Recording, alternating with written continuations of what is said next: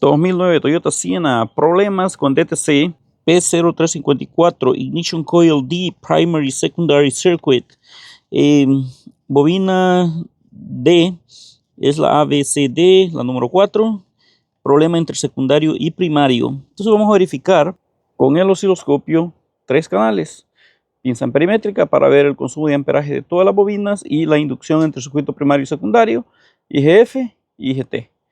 3 canales. Me voy a poner aquí en la bobina que me está dando el código, que es la bobina número 4, 2, 4, 6. La número 4 es que tenemos el DTC. Aquí voy a estar en el polo tierra en común para todas las bobinas y vamos a arrancarlo.